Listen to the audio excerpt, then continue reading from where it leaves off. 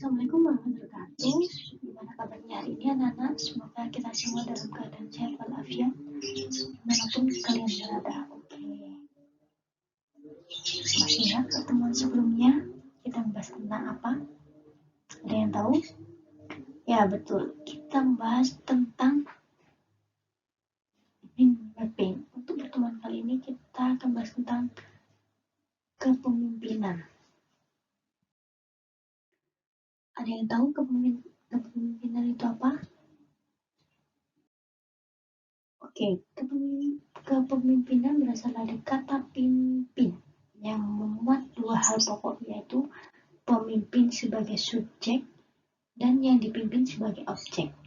Kata pemimpin mengandung pengertian yang artinya mengarahkan, membina, atau mengatur, serta menentukan dan menunjukkan ataupun yang mempengaruhi. Pemimpin mempunyai tanggung jawab yang baik secara fisik maupun spiritual, yang terdapat keberhasilan aktivitas kerja dari yang dipimpin, sehingga menjadi pimpinan itu tidak mudah dan tidak akan setiap orang mempunyai kesamaan di dalam menjalani sebuah kepemimpinannya.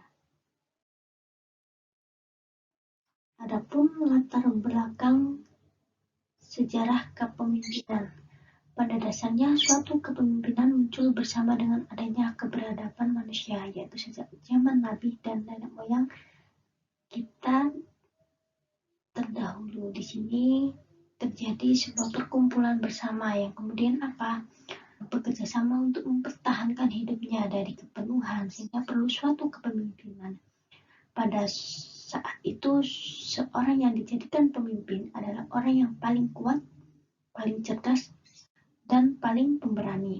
Jadi, kepemimpinan muncul karena adanya peradaban dan perkumpulan antar beberapa manusia.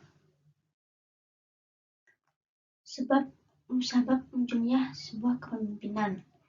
Mengenai sebab-sebab munculnya kepemimpinan telah dikemukakan sebagai pandangan dan pendapat yang mana dapat terbentuk sebuah teori yang dapat dibenarkan secara ilmiah, ilmu pengetahuan, atau secara praktik. Muncul kepemimpinan dikemukakan oleh beberapa teori. Yang pertama, berpendapat bahwa seorang akan menjadi pemimpin karena ia dilahirkan untuk menjadi seorang pemimpin. Yang kedua, mengatakan bahwa seorang akan menjadi pemimpin kalau lingkungan, waktu, dan keadaan memungkinkan ia menjadi seorang pemimpin. Ketiga, merupakan gabungan dari teori yang pertama dan kedua. Untuk menjadi seorang pemimpin perlu bakat yang perlu dibina supaya dapat berkembang. Yang terakhir yaitu teori ini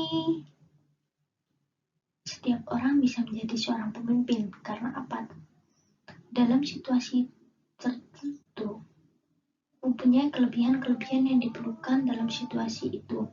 Dalam situasi lain di mana kelebihan-kelebihan itu tidak diperlukan, ia tidak akan menjadi seorang pemimpin, bahkan mungkin hanya menjadi seorang pengikut saja. Dengan demikian, seorang pemimpin yang ingin meningkatkan kemampuan dan kecakapan yang memimpin perlu mengetahui ruang lingkup gaya kepemimpinan yang efektif. Seperti itu.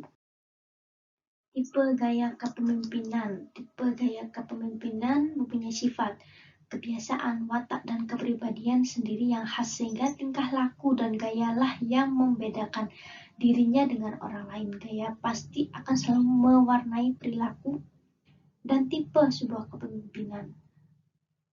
Para tokoh sarjana membagi tipe kepemimpinan menjadi 8. Yang pertama, tipe karismatik. Kedua, paternalistik. Ketiga, militeris. Keempat, autokratis. Kelima, laissez-faire. Keenam, populistis. Ketujuh, administratif. Kedelapan, demokratif. Berdasarkan penonjolan ketiga orientasi tersebut dapat ditentukan dari 8 tipe kepemimpinan dan memiliki sifat-sifat terdiri dari pertama, dasar atau kedua, bikrorat. Ketiga, misionaris. Keempat, develop atau pembangun. Selanjutnya, autokrat. Benevolent authors. Tipe kompromis atau kompromis tipe eksekutif. Adapun syarat-syarat kepemimpinan. Konsep mengenai persyaratan kepemimpinan selalu berkaitan dengan 3 hal, di antaranya kekuatan, kewajiban, dan kemampuan. Kekuatan ialah kekuatan otoritas dan legalitas yang memberikan wewenang kepada pemimpin guna mempengaruhi dan mengerjakan bawahan untuk berbuat sesuatu. Kewajiban, kelebihan, unggul, keutamaan sehingga orang mampu membawai akan mengatur orang lain. Kemampuan, segala daya, kesanggupan, kekuatan, dan kecakapan atau keterampilan teknik maupun sosial yang dianggap melebihi dan mampu mengatur anggotanya, seperti itu. Teori kepemimpinan dibagi menjadi 3. Yang pertama, sifat, yang artinya bertolak dari dasar pemikiran bahwa keberhasilan seseorang pemimpin ditentukan oleh sifat-sifat, perangi, atau ciri-ciri yang dimiliki pemimpin itu sendiri. Yang kedua, tentang perilaku. Perilaku pada dasarnya seorang pemimpin merupakan atau memiliki perilaku yang dapat melakukan sebuah kegiatan pengarahan suatu kelompok ke arah yang lebih tercapai sesuai dengan tujuan yang diharapkan. Yang ketiga, tentang situasional atau keberhasilan seseorang atau seorang pemimpin yang ditentukan oleh ciri seorang pemimpin dengan perilaku tertentu yang disesuaikan dengan tuntutan situasi kepemimpinan dan situasi organisasi yang dihadapi dengan mempertimbangkan faktor waktu dan faktor ruang, seperti itu. Oke, selanjutnya di sini ada lembar refleksi diri atau sebuah kasus. Kalian baca. Setelah kalian memahami, silakan kalian mengerjakan pernyataan dari kasus yang sudah Bu Kiki paparkan tadi. Kurang lebihnya mohon maaf. Wassalamualaikum warahmatullahi wabarakatuh.